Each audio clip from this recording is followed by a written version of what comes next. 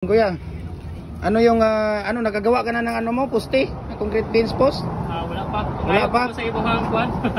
Mag ano ka pa, preparasyon ng mating art? Mating art. Okay. Si Kuya yung bumili last week. Tapos ngayon, nandito si Kuya dahil kukuhanin niya yung order na. Alauna, saglit lang, alauna mo, gawas na sila.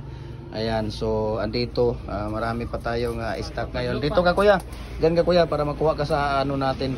So si Kuya Errol Swan, taga saan po kayo Kuya?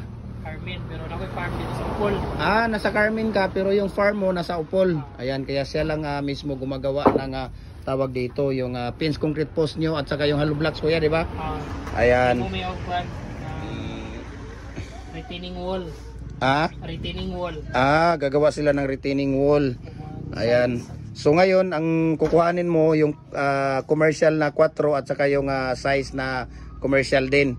Ayan yung kukuhanin ni Kuya. So andito nga si Kuya para kuhanin niya yung ano niya. Errol Swan man yung pangalan mo Kuya, di ba? Ayun. Sa Upol, saan banda sa Upol Kuya yung farm mo? Sa Sitio Masayon, Bagokbok, Upol.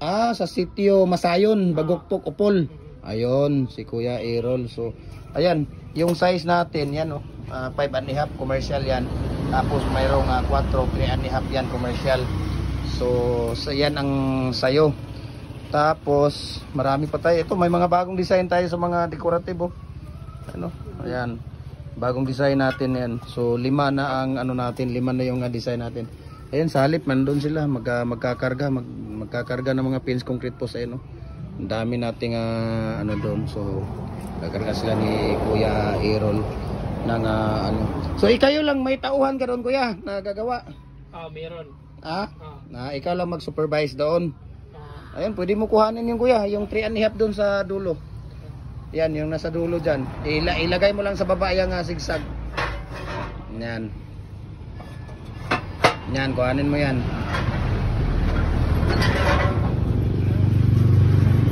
Yan yung bayad na po yan ni Kuya.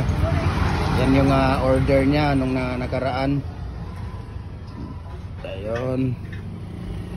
So 5.5 yan, 3.5 yan siya. Tapos yung 5.5 yung sayo Kuya, di ba? Ayan, kunin mo yan yung 5.5. Lagay mo lang yan dyan sa baba.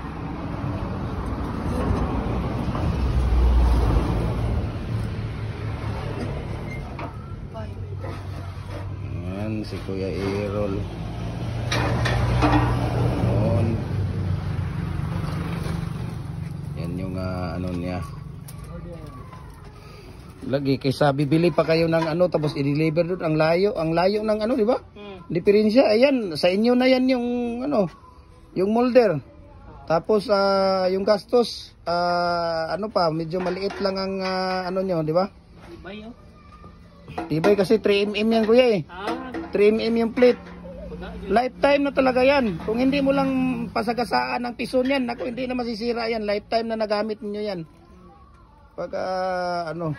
So Kuya Errol, thank you so much maraming salamat thank you for trusting Jim Hardware Cagayan de Oro. Jim Hardware, Kanituan Brands. Ayan, Kanituan Brands. Thank you so much and God bless po sa ating lahat.